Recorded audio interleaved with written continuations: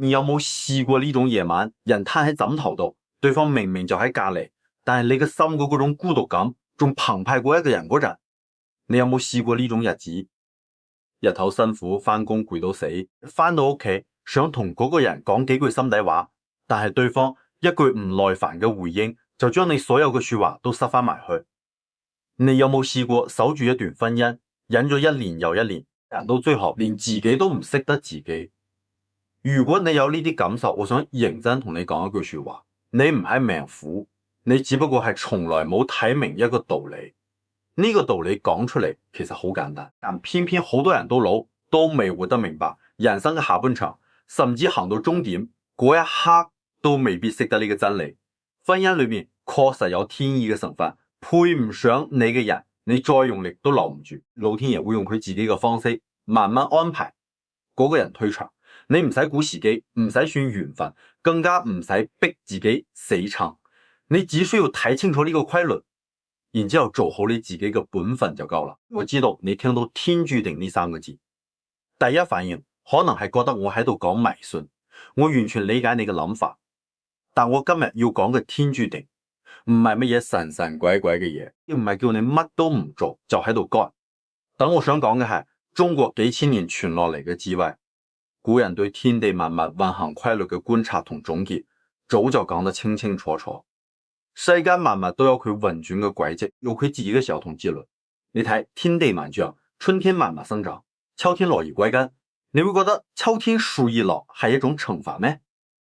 當然唔會，嗰個係自然嘅規律，係天道。人同人之間嘅關係都係一樣嘅，有緣分嘅時候就行多一段，亦都有時候緣分自然就盡咗冇誰。做錯乜嘢亦冇誰對唔住誰，只係兩個人嘅生命軌跡慢慢唔再同步。呢個道理古人用一個好精妙嘅概念嚟概括，就係你留意下傳統智慧裏面成日出現嘅呢個字時時機時勢時也命也，意思係話天地萬物之間所有事情都有佢發生嘅時間點同階段。花開有佢嘅時節，月圓有佢嘅時分，人同人嘅聚散亦有佢嘅時辰。人生同樣如此，你冇辦法逼一朵花喺冬天盛開，你亦冇辦法強迫一個已經同你唔同頻嘅人繼續同你行同一路。但係偏偏好多人就係唔認呢個理，就算嗰個人攤喺你身邊，你都感到嗰種深深嘅隔閡。可能你自己都經歷過呢種狀態，兩個人啱啱開始喺埋一齊嗰陣，覺得對方邊度都好，亦都曾經山盟海誓，但日子逐日過落去，你慢慢發現原來你哋對生活嘅理解，對未來嘅規劃，對做人嘅底線爭得實在太遠太遠。你係一個認真規劃嘅人，儲錢為咗乜嘢？今年要完成啲乜？每個月要儲幾多錢？將來退休之後點樣安排生活西路嘅交易路線？點樣行？你都有諗法有打算，你對生活有規劃有目標有責任心。但你身邊嗰個人呢，覺得你想太多，順其自然就得啦。今朝有酒今朝醉，你同佢講長遠打算，佢話你煩；你同佢講儲錢計劃，佢話你孤寒；你同佢講子女教育，佢話你管得太多。你係一個重視溝通嘅人，有啲事你想攞出嚟好好傾下，大家攤開嚟講清楚，揾個解決嘅辦法。但佢嘅處理方式就係沉默唔回應，唔理你，你講多兩句佢就發脾氣，塊面黑晒俾你睇。再唔係直接行出門走人，你成肚委屈冇人聽，你一片心事冇人理，久而久之，你連開口嘅意欲都冇晒，因為你知道講咗都係白講，只會換一肚氣。你係一個善良嘅人，對人真誠，對家庭很付出，對長輩尊重，對朋友講義氣。但你嘅另一半呢，處處計較，事事以自己為先。你煮飯煮得再辛苦，佢覺得係應份嘅；你賺錢再多，佢覺得天經地義。你病咗佢嫌你麻煩，你表達少少委屈，佢話你玻璃心。你所有嘅付出喺佢眼裏面都係理所當然，你所有嘅感受喺佢心裏面都係多餘嘅矯情。日復一日，年復一年，你一個人撐到成身疲憊，喺呢段婚姻裏面守住所有委屈同唔甘心。你同自己講話，算啦，到呢把年紀忍一忍就過咗去。你同自己講話，或者佢會改嘅，再等下啦。你同自己講話，為咗細路，我唔可以拆散呢個家。我非常理解你呢種心態，因為你係一個有責任心嘅人，你唔想做嗰個拆散家庭嘅罪人，你覺得堅持就係擔當，忍耐就係修養，包容就係愛。但係你有冇認真諗過一個問題？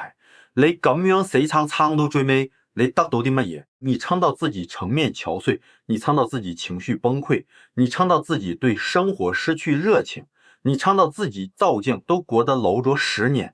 你以為你是喺度經營婚姻，但其實你只係不停地喺度消耗自己。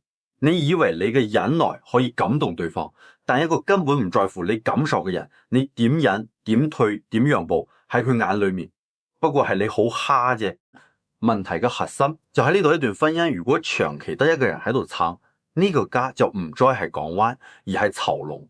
你唔係嗰個被愛嘅伴侶或者丈夫，你係一隻困獸。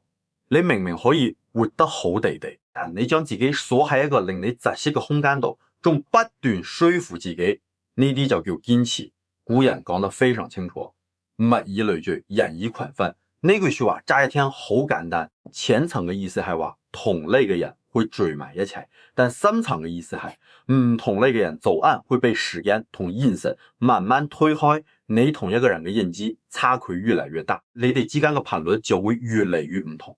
就好似兩部收音機，一部調到88.1，另一部調到103.5，你點能都收唔到同一個台嘅聲音。你大概都留意過生活裏面咁樣一個現象，你身邊有啲人明明以前關係好地地嘅，但係慢慢就疏遠咗，冇誰得罪咗誰，亦都冇過乜嘢正面衝突，就係行下就散咗，冇乜嘢講，見面都係打個哈哈，但係大家個心都清楚，已經唔係同一個世界嘅人。婚姻裏面呢種情況其實一模一樣，只不過你哋呢個疏遠係發生喺同一個屋檐下，所以你不得不日日夜夜面對呢種明明好近但其實好遠嘅感覺。呢種感覺比分開仲辛苦，因為你連逃避嘅空間都冇。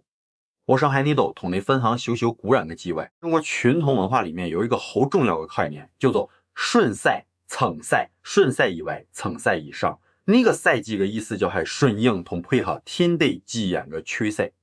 古人好早就觀察到天地萬物運行有自己嘅節奏，人要做嘅嘢唔係同呢個節奏對住幹，而係睇清楚呢個大勢嘅方向，然之後順着佢行人。同人之間嘅關係都一樣，兩個人如果喺同一個頻率，相處自然順暢，彼此自然舒服，咁你哋就係喺度順勢而行。但係如果兩個人嘅頻率已經爭咗108000里，你仲要死抓住唔放，嗰個就係逆勢而動。逆勢嘅結果係乜嘢？一係你越行越辛苦，越撐越疲憊，最後一係你先行冧低，一係呢段關係喺某一日突然崩塌。所以你見到好多婚姻嘅破裂，表面上好似係某件事觸發嘅，可能係一次激烈嘅爭吵，可能係發現對方做咗某啲嘢，可能係某一天忽然之間就覺得夠皮。但你細心諗真啲，嗰個真係突然發生嘅咩？唔係噶，嗰個係日積月累，一點一滴儲夠晒，失望終於喺某個點爆發出嚟，就好似一棵樹根早就爛咗，但你一直扶住佢，以為仲有幾塊葉，就代表佢仲撐得住。直到有一日，一陣風吹過嚟，成棵樹轟一聲塌咗落地，你先至醒覺過嚟，原來爛根嗰一日開始，死亡就已經注定咗。你可以理解成呢個係命運喺度推動，亦可以理解成係老天爺嘅安排。但歸到根到底，係棵樹本身已經撐唔住，大風只係令事實顯露出嚟啫。所以我希望你聽得入耳。好多人覺得係老天爺拆散咗我嘅婚姻，唔係嘅，老天爺冇拆散你哋，係你哋兩個人嘅成長速度唔一樣，認知高度唔一樣，人生方向唔一樣，你哋嘅差異日積月累達到咗一個臨界點，現實自然會幫到你做咗斷。呢個了斷嘅方式可能係和平分手，可能係對方犯咗原則性嘅錯誤令你徹底死心，可能係生活出現某啲變故逼住你做選擇，但唔理用邊種方式，結果都係一樣嘅。配唔上你嘅人終究要退場。你試諗下大自然嘅新舊更替，秋天嘅樹葉點解一定會落？因為佢已經完成咗自己嘅使命，繼續留喺樹上反而會消耗整棵樹嘅養分，落葉歸根，化作春泥，來年先至會有新嘅生機。你係拼命護住嗰塊枯葉唔放，反而會阻住新芽嘅生長。呢個道理講出嚟，人人都明。但嚟到自己嘅婚姻度，好多人偏偏做緊相反嘅事。點解呢？因為人有感情，有回憶，有慣性，有對失去嘅恐懼。你怕分開之後一個人點樣過？你怕人哋嘅指指點點？你怕細路受影響，你怕自己呢個年紀仲可唔可以重新開始？你所有嘅恐懼我全部理解，但我想好認真同你講，與其怕呢啲，你不如怕另外一樣嘢。你怕唔怕繼續咁樣熬落去，熬到70歲、80歲，回頭望自己一生，發現自己最好嘅年華全部都耗喺一段令你窒息嘅關係裏面，一日書香嘅日子都未過過。你怕唔怕呢個？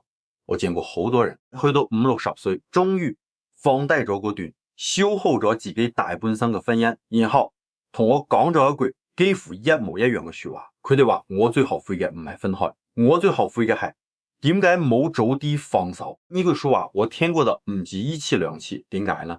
因為當你真係由呢個牢籠走出嚟嘅時候，你先至會發現原來天地咁闊，原來日子可以咁平靜，原來自己一個人嘅生活可以咁舒服。你再都唔使睇嗰個人嘅面色，再都唔使喺小事上面忍氣吞聲，再都唔使為咗幾句冷言冷語輾轉難眠。你終於可以好好食一餐飯，好好瞓一個覺，好好過一日安生日子。你嗰種感覺唔係失去，係解脫。不過我想強調一點，我唔係鼓勵所有人遇到問題就離婚。婚姻係一件好嚴肅嘅事，唔可以一有矛盾就放棄。如果兩個人都願意溝通，都願意改變，都願意為呢個家付出，咁呢段婚姻仲係值得經營嘅。再大嘅困難都值得一齊面對。我講嘅係另一種情況，就係得你一個人喺度死撐，對方完全冇改變嘅意願，甚至連你嘅感受都唔在乎。你嘅忍耐同妥協換翻嚟嘅唔係改善，而係對方變本加厲嘅冷漠同消耗。喺呢種情況之下，你再撐落去，嗰個唔係堅持，係自殘。古人有一種好高明嘅智慧，叫做知止，知道乜嘢時候應該停落嚟。呢個係一種好高層次嘅修為。好多人以為勇敢係死撐到底，但真正嘅勇敢係有勇氣承認一段關係已經行到盡頭，然之後體體面面咁將佢結束咗。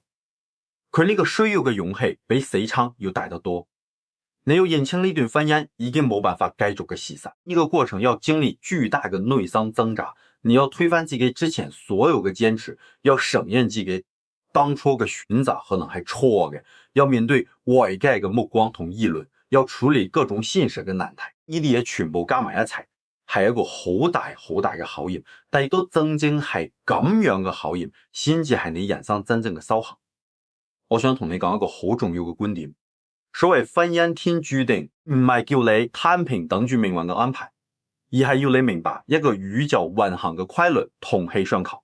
呢四個字係中國傳統智慧裏面好核心嘅一個概念，意思就係相同頻率嘅能量會互相吸引。你係一個點樣嘅人，你就會吸引點樣嘅人進入你嘅生命。你嘅層次越高，你身邊嘅人就會越優質。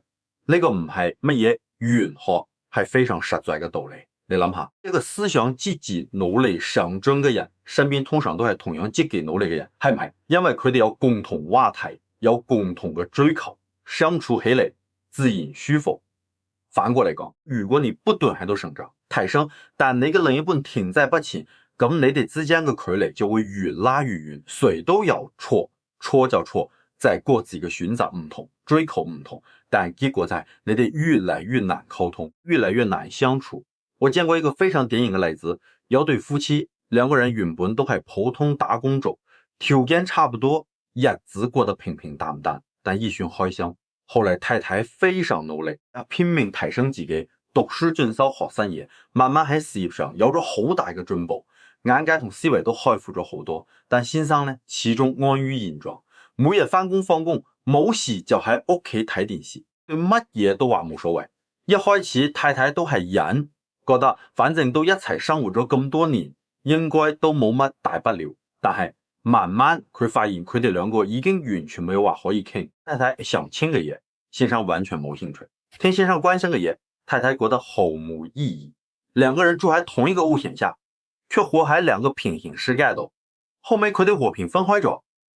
太太一開始好內疚，覺得係自己變咗先至搞到呢個家就咁散咗。但過咗一段時間，佢慢慢發覺分開之後，自己嘅人生反而順暢咗好多，做嘢有精神，成個人嘅狀態好咗，連身體健康都有改善。而先生呢，後尾都遇到一個同自己生活節奏差唔多嘅伴侶，兩個人過得都開開心心。你睇呢個故事裏面邊個係錯嘅？冇邊個係錯嘅，只係兩個人嘅頻率唔再匹配，繼續綁埋一齊，對邊個都係折磨。分開之後各自揾到適合自己頻率嘅人，反而大家都幸福。呢個就係同氣相求嘅道理。你嘅氣場變咗，你自然會吸引到同你匹配嘅人，唔匹配嘅人自然都會慢慢離開。所以你現在明白點解我話配唔上你嘅人，老天爺會要佢退場啦。呢個老天爺唔係乜嘢天上嘅神仙嚟插手人間事務，而係天地萬物運行嘅自然規律。你嘅能量喺度提升，你嘅頻率喺度改變，同你唔再匹配嘅人，現實自然會製造各種因緣，即係會要佢慢慢推出你嘅生命。呢個過程可能好慢，可能要經歷好多痛苦同糾結，但佢係必然會發生嘅，就好似水向低處流一樣，呢個係自然嘅規律，你擋都擋唔住。講到呢度，我想提另一個好重要嘅問題，好多喺婚姻度受苦嘅人最容易犯嘅一個錯誤，就係將所有精力擺喺改變對方或者挽回一段關係上面。你成日喺度諗，我要點樣做先可以令佢變好？我要點樣做先可以挽回呢段婚姻？我要點樣做先可以令佢重新愛我？我同你講句實話，你呢啲念頭全部都係死胡同，因為你永遠都改變唔到一個唔想改變嘅人。呢個係人世間最基本嘅規律。一個人如果自己唔想變，你用盡全天下所有嘅方法都係白費力氣。你越想拉住佢，佢越躲開你；你越想遷就佢，佢越覺得理所當然；你越離不開佢，佢越有恃無恐。呢個惡性循環會一直消耗你嘅能量，直到你被掏空為止。你有冇過呢種感覺？就係你為咗呢段婚姻已經 hold 到自己都唔識得自己，但對方非但沒有感激，反而得寸進尺。你越付出越得唔到回報，你越妥協越被人唔當一回事。到最尾你發現你唔係喺度經營一段婚姻，你係喺度進行一場永遠冇回應嘅單人遊戲。古人有一句說話叫反求諸己，呢四個字好多嘅理解係錯嘅。好多人以為反求諸己就係反思，就係怪自己覺得婚姻出問題，一定係自己做得唔夠好，唔係咁樣嘅。反求諸己嘅真正意思係將注意力收翻去自己身上，唔係叫你責備自己，而係叫你關注自己，提升自己，完善自己。你諗下，你花喺糾結呢段婚姻上面嘅時間同精力，如果全部投資喺自己身上，你會變成一個點樣嘅人？你可以去學一門新嘅技能，你可以去識新嘅朋友，你可以去照顧好自己身體，你可以去做你一直想做但因為呢段婚姻而放棄嘅嘢。你會發現，當你將焦點由挽回別人轉到成就自己嘅時候，整個世界都唔同晒。呢個唔係乜嘢心靈雞湯，呢個係有非常深刻嘅道理喺裏面嘅。中國傳統文化裏面有一個概念叫厚德載物，乜嘢意思呢？就係你自身嘅德行同能量決定咗你能夠承載幾多好嘢。你嘅德夠好、夠深、夠穩，好嘅人、好嘅事、好嘅機遇自然會被你吸引過嚟。反過嚟講，如果你成日沉浸喺怨氣同埋憤怒同悲傷裏面，你嘅能量就會被消耗，你嘅氣場就會越嚟越弱，吸引嚟嘅自然都係唔好嘅人同事。所以你嘅當務之急唔係拼命死撐去挽救你嘅婚姻，而係養好你自己嘅德行。當你嘅德行夠厚重嘅時候，唔適合你嘅人自然會被推開，適合你嘅人自然會被吸引過嚟。呢個係天道運行嘅規律，由古至今從來都冇變過。講到嚟呢度，我估計有人會話，你講就講得輕鬆，但我都50-60歲嘅人，仲點樣重新開始？呢個年紀仲可以有乜嘢緣分？就算真係放低呢段婚姻，恐怕下半世都係一個人過到老。我特別理解你呢種顧慮，但我想反問翻你一句，你覺得一個人好好過日子，同兩個人互相折磨住過日子，邊邊一種先至算係真正一個人嘅淒涼？你先諗清楚呢個問題。一個人留喺一段消耗人嘅婚姻度，就算身邊有個人，但你內心係孤獨嘅，係寒冷嘅，係得唔到溫暖嘅，你每日都係喺忍耐同埋委屈裏面過，呢種日子叫做有人陪嘅孤獨，比真正嘅一個人仲要慘。反而係一個人有呢種困境走出嚟之後，內心係充實嘅、自由嘅、平靜嘅，你可以按照自己嘅節奏過日子，可以做自己中意嘅事，可以同真正關心自己嘅人來往。呢種日子就算冇人陪，你都唔會覺得孤獨，因為你同自己和解咗，同生活和解咗。我見過好多60幾歲甚至70幾歲嘅人，係放低咗、折磨咗自己大半世嘅另一半之後，反而遇到咗好好嘅同行者。唔一定係轟轟烈烈嘅愛情，可能就係一個知心好友，一個生活伴侶，一個可以安安靜靜一齊飲茶傾偈嘅伴。但呢種平平淡淡嘅陪伴反而係最舒服最長久嘅。點解呢？因為到咗嗰個年紀，你追求嘅已經唔係虛名同激情，你追求嘅係踏實同安心。而正正因為你經歷過消耗型婚姻嘅苦，你更加知道自己需要乜嘢樣嘅人，你嘅擇偶標準會更加清晰更加實在，所以你反而不容易再揾錯人。呢個亦都係同氣相求嘅道理。你經過磨練之後，心智更成熟咗，眼界更清明咗，德行更深厚咗，你自然會吸引到一個同樣成熟清明厚道嘅人。但前提係乜嘢？前提係你要先由呢個困局度走出嚟，先放低嗰個消耗你嘅人，先將精力放翻去自己身上，你先至可以騰出空間嚟接納新嘅可能。你話我已經呢個歲數仲可以活幾多年，做呢啲仲有意義咩？我同你講，正正因為剩下嘅日子唔多，你先至更應該好好過，你先至更應該將每一日都過成自己想要嘅，唔係繼續過嗰種日復一日被消耗嘅日子。有另一個故事我想分享俾你聽。我識一位女士喺58歲嗰年終於結束咗30年嘅婚姻。30年，你諗下，30年嘅忍耐同委屈。佢嘅前夫係一個極度自私嘅人，賺錢自己使屋企嘅開銷全靠佢一個人扛細路嘅教育、老人嘅照顧，甚至連佢病咗住院，前夫都嫌麻煩，唔肯去睇嘢。30年，佢點解唔嚟？因為佢怕人哋嘅閒話，怕影響細路，怕自己一個人撐唔住。但係58歲嗰年，佢個心度浮起一個好清晰嘅念頭：我嘅人生仲可以剩翻幾多年？我要將剩翻嘅日子都咁樣過完咩？佢做咗決定，過程當然好艱難，但佢咬實牙關挺過咗嚟。分開之後嘅第一年，佢同我講，呢居然係我哋咁多年嚟最開心嘅一年，一種好耐冇感受過嘅平靜，冇人再對佢冷言冷語，冇人再無視佢嘅存在，佢可以自己決定今日做乜嘢食乜嘢。佢開始學太極，加入咗社區嘅義工隊，識咗一班新朋友，成個人精神面貌完全唔同，面色紅潤咗，笑容多咗，連行路都輕快咗。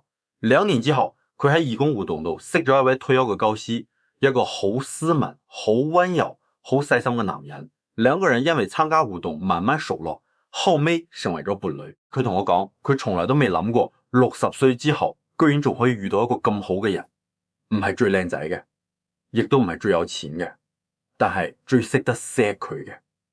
我到現在都記得佢講嘅一句話，佢話慶幸自己當年冇一直拖落去，呢個就係配你唔上嘅人，退場之後配得上你嘅人自然就出場，呢個唔係做嚟安慰你嘅，係實實在在發生喺身邊嘅真實例子。不過我想喺度都補充一個好重要嘅點，你千祈唔好以為換走錯嘅人就一定會即刻遇到啱嘅人，呢個唔係一場交易，唔係攞一段壞婚姻去換一段好婚姻。人生冇呢種1對1嘅交換券，你要做嘅係乜嘢呢？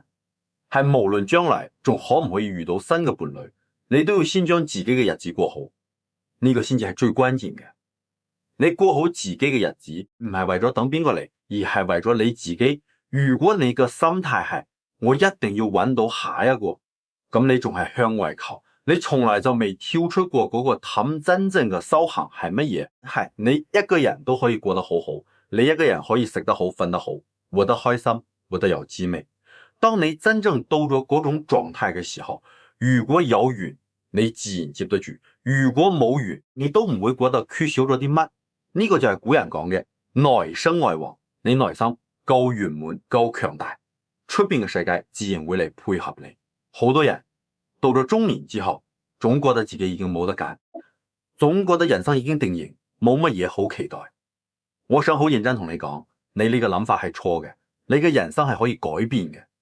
過去已經改變唔到啦，你唔需要做乜嘢驚天動地嘅大事，你只需要做一個好細嘅決定，就係由今日開始，我要好好善待自己。善待自己嘅方式好簡單，好好食一餐飯，瞓一個飽覺，出去行下曬下太陽，同真正關心你嘅朋友傾下偈，學一樣新嘅嘢，做一件令自己高興嘅事。呢啲全部都係好細好細嘅事，但當你逐啲去做嘅時候，你嘅能量就會逐啲恢復。當你嘅能量恢復咗，你嘅氣場就會改變。當你嘅氣場改變咗，你吸引到嘅人，同時自然就會跟住改變。呢個過程冇邊一樣係一步登天嘅，但佢就係實實在在一步一步發生嘅。你唔需要心急，你只需要堅持。我仲想講一點，好多人容易忽略嘅一點，你要學識同過去和解。好多由消耗型婚姻度走出嚟嘅人，個心裝咗滿滿嘅怨恨同憤怒。你覺得嗰個人浪費咗你大半世，恨佢嘅自私，恨佢嘅冷漠，恨佢浪費咗你最好嘅年華。你嘅怨恨我完全可以理解，但你知唔知道，你對別人嘅怨恨，對你自身嘅傷害，遠比對嗰個人嘅傷害大得多。你恨一個人，嗰個人未必知道，就算知道都未必係意。但你自己每日都喺呢啲負面情緒裏面煎熬，你個負面情緒會影響你嘅健康，你嘅睡眠，你嘅食慾，然之後影響你嘅面容，影響你嘅生活狀態。你以為你係喺度懲罰對方，但其實你係喺度幫嗰個消耗過你嘅人繼續盤踞喺你心裏面，繼續消耗緊你。所以你要做嘅係試下放低怨恨。呢個放下唔係為咗原諒。邊個講句實在說話，原諒唔原諒根本唔重要，重要嘅係你要做一個決定。我唔再俾呢個人呢件事繼續影響我嘅人生，我要收翻我嘅能量，將佢用喺我自己身上。古人有一個非常之高嘅境界，叫做不怨天不尤人。呢六個字講就容易做起上嚟太難啦，但當你真係做得到嘅時候，你會發現成個人都輕鬆晒，因為你唔使再孭住一個大嘅包袱上路，你可以輕輕鬆鬆咁向前行。我想講，人嘅一輩子就好似行一條好長好長嘅路，路上你會遇到各種各樣嘅人，有啲人係陪你行一段嘅，有啲人係陪你行到最尾嘅。你冇辦法強逼一個只該陪你行一段路嘅人變成陪你行到底嘅人，呢個係勉強唔嚟嘅。但你可以做嘅係感激佢曾經陪過你一段，就算呢段路行得再辛苦，佢亦都教會咗你好多嘢，佢令你成長咗，堅強咗，睇清咗好多嘢，然之後你放低佢，繼續行你嘅路。呢條路前面可能有山風景，可能有3個同行者，亦都可能就係你自己一個人行，但唔理邊一種，你都要行得踏實，行得安心，行得有尊嚴。我想用一段好重要嘅說話嚟做今日呢段分享嘅總結，你要記住呢8個字啊，無緣不強，有緣至會來。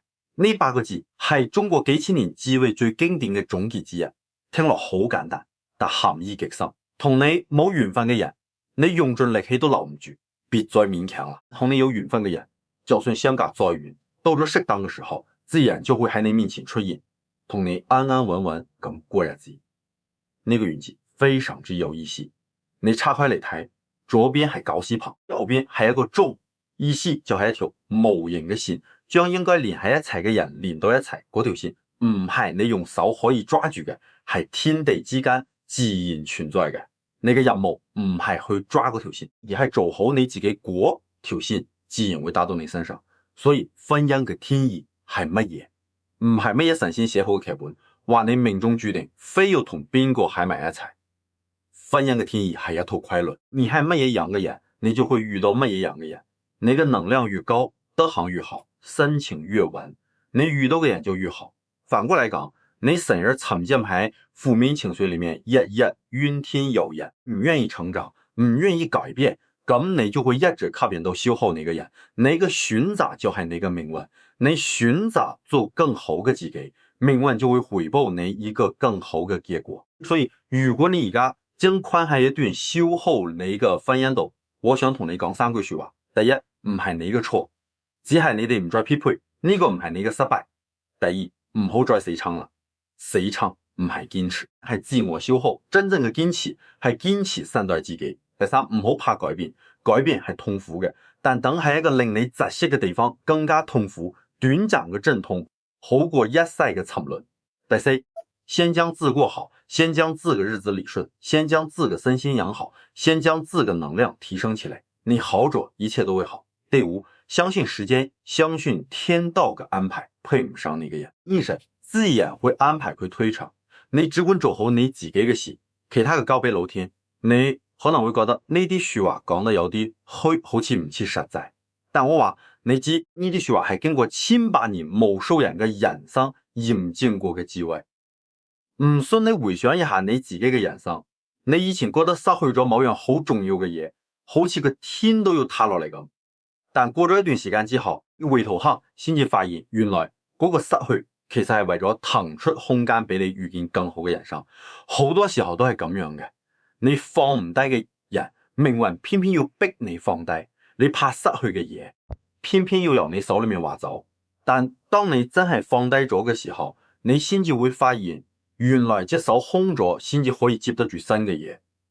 我最後想同你講一句話，你好好記住，你呢一生最值得經營嘅關係，唔係你同任何人嘅關係，而係你同你自己嘅關係。你同自己關係好咗，你對自己好咗，你嘅整個世界都會跟住變好。呢個唔係自私，呢個係自愛。一個連自己都唔愛嘅人，係冇能力真正去愛別人噶。一個連自己都照顧唔好嘅人，係冇資格要求別人嚟珍惜你噶。所以由今日開始，別再把你所有嘅快樂、所有嘅幸福、整個人生嘅價值，全部建立喺另一個人身上。你自己先至係你自己嘅靠山，你就係你自己嘅太陽。你將自己活成一束光，自然會吸引到另一束光同你交匯。配唔上那個人會走，最配得上那個人會來。呢個就係天道，呢個就係規律，呢個就係古人留俾我哋嘅最珍貴嘅機會。你只管好好過你嘅日子，其餘嘅上天自有安排。